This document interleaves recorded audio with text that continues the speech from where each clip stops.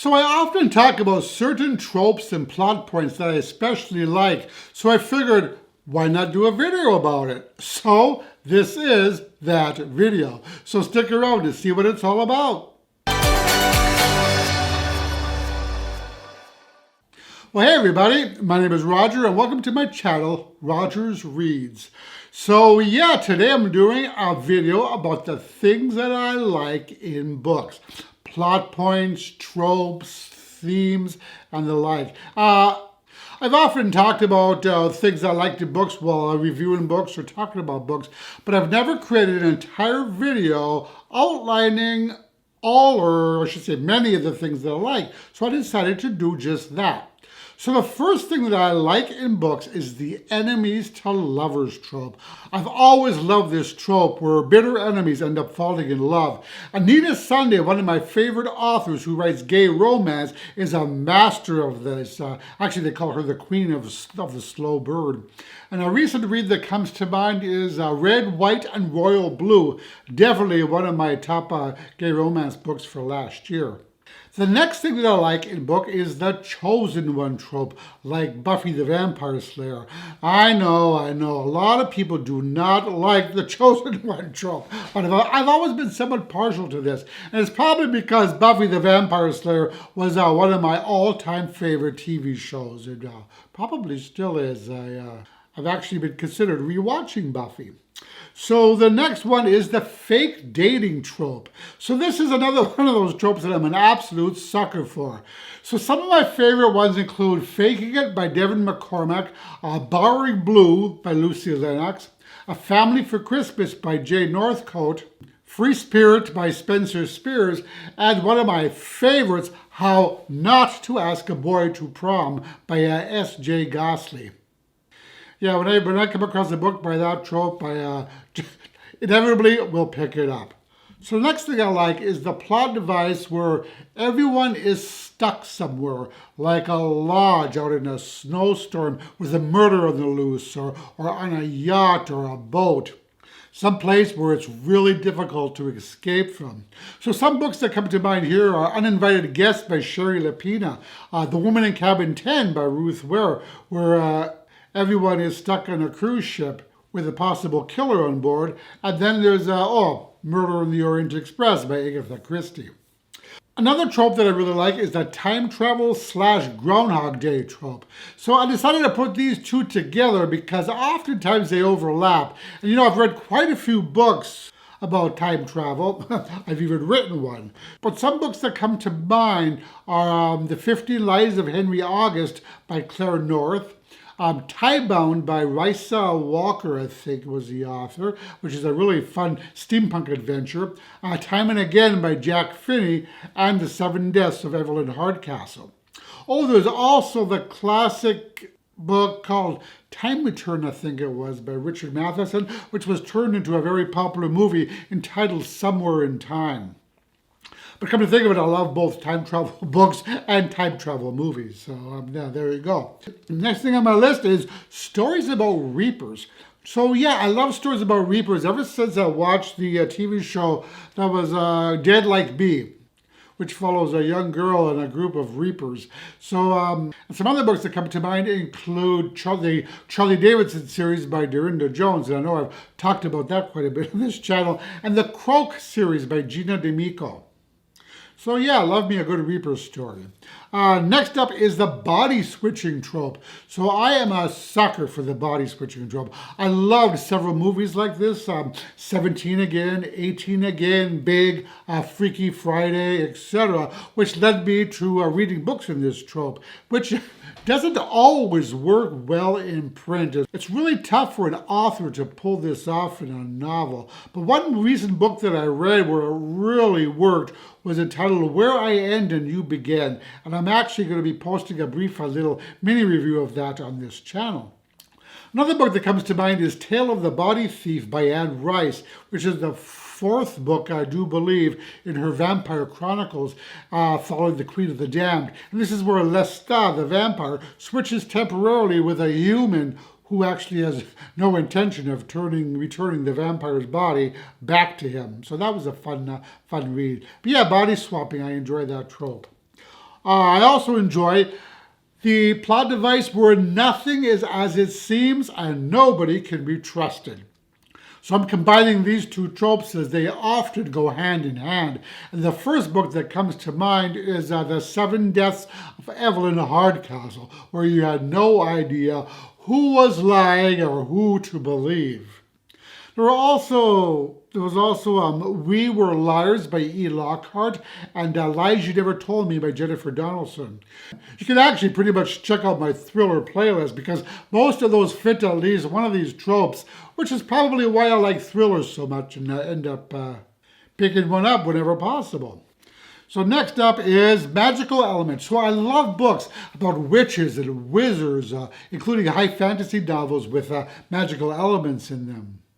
So some books that come to mind that were among my favorites were the Dresden Files series by Jim Butcher, A Discovery of Witches by Deborah Harkness, which actually has both witches and vampires. And I just learned recently it was made into a TV series, so I definitely want to check that out because I loved the book series. It was a trilogy. There was also Practical Magic by Alice Hoffman. Recently, The Wicked Deep by SHEA ERNSHAW, and of course, Terry Pratchett's Discworld series, and lastly, The Price Guide to the Occult by Leslie Walton, just to name a few. I also love paranormal elements in the story, such as ghosts, werewolves, and zombies. You know, I've always loved scary books. Hence, these elements. You know, I was hugely into vampires for quite a while there, and recall reading all of Anne Rice's Vampire Chronicles, as well as the Twilight series, as well as many others that I just can't bring to mind at the moment. But I think I'm kind of over vampires at the moment. But some of my favorite books that include paranormal elements are Warm Bodies by Isaac Marion, Undead Girl Gang by Lily Anderson, The Ghost of Buxton Manor by Jonathan Ferrara. And he actually does a YouTube channel that he does with his husband entitled Husband and Husband. And they're a lot of fun to watch. There's also World War Z by Max Brooks. Book I read, I think it was last year or the year before, called My Life as a White Trash Zombie, written by Diana Rowland, and I Fell in Love with a Zombie by Sean Kennedy, which is a gay zombie story. Oh, another one was All It Took Was Just One Look, and that was a werewolf book, I do believe. And yeah, many more. I could go on and on and on. But yeah, so I do like a good paranormal element in the story. So basically, magic, witches, vampires, werewolves, I'm there. And I'm also going to toss in another category, books specifically about haunted houses or haunted places, such as the creepy Haunting of Hill House by Shirley Jackson, The Shining by Stephen King, Anna Dressed in Blood by Kendara Blake, and Dreadful Objects by Chris Cooper. So this is more about haunted stuff rather than a haunted house. Oh, and The Heart-Shaped Box by Joe Hill. One of the creepiest books I've read in a while. Oh, I have to mention also my most recent read, The Sundown Motel, which is about a very haunted motel, which I'll be chatting about shortly on this channel. The next thing I like in books is romance with a ghost. You know, I don't know why, but I really like these types of stories where the main character falls in love with the ghost, or the ghost is the main character and falls in love with a human.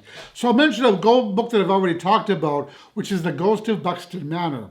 Another one that pops in my mind is Ghost on the Couch by L.A. Gilbert and Ghost of a Chance by T.H. Chase. Both of those were gay ghost stories.